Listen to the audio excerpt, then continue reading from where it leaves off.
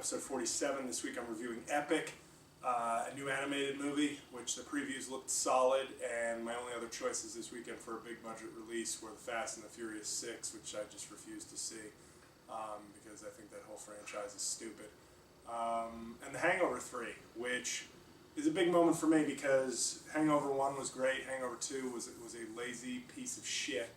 So Hangover 3 didn't even look funny in the preview. At least the Hangover 2 had the decency to fake like it was funny, pretend to be funny before it duped us. But Hangover 3 just looked like a stupid piece of shit from the outset. And from the reviews, it's proving to be true. And I do enjoy the shock on social media from people, or just the comments like, "Oh my God, Hangover 3 was so bad. What the fuck did you expect, moron?" Side note about the theater, I went to see a morning matinee in New York City, which are usually now they're up to $8. But I bought my ticket 10:30 a.m. and it's at $14.50, and I didn't know what to do because I left my rape whistle at home, so I couldn't blow on that when I got a $14.50 ticket. And I was very afraid that matinees had gone the way of Blockbuster Video. But it turns out I was charged incorrectly, but like an asshole I threw out my receipt in anger and was told I have to bring back a credit card statement, which I might do if I'm feeling especially spiteful, but it's hard to believe that in a month I will go, there's that $6.50, you fuckers. So Epic got off to a bad start with me feeling like I had just been sexually violated by AMC theaters. But as it turns out, I went into the movie, and the movie basically expect Fox News correspondents and pundits to start talking about how it's a liberal plot because there is an environmental theme throughout the movie. Basically, this nerdy scientist and his daughter the scientist is researching what he believes are an invisible group of people keeping the forest alive, which I think are called environmentalists in the real world.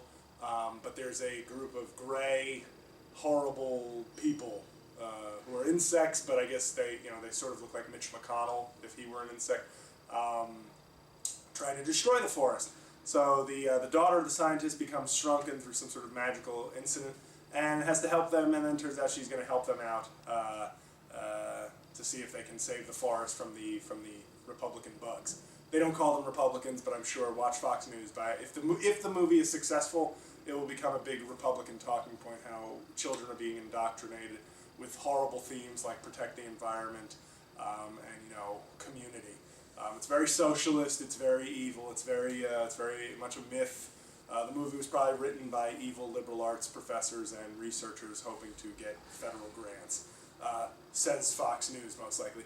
The movie starts out I was sort of unhappy with the way the movie started out.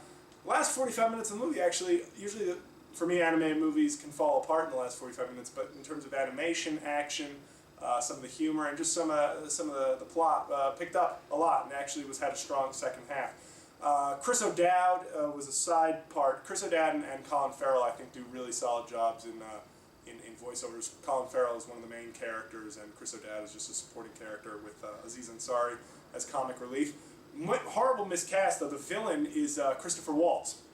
And you probably think, Christoph Waltz, 2 Oscars, great actor.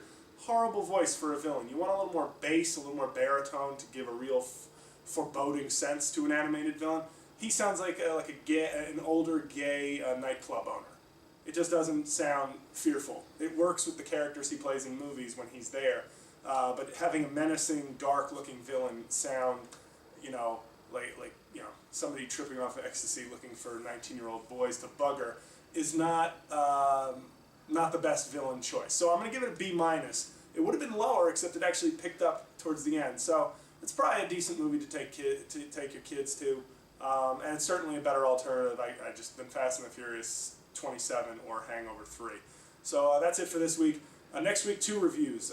Reviews of Now You See Me, the new Magic movie, which I already saw, but I'll hold off on my comments.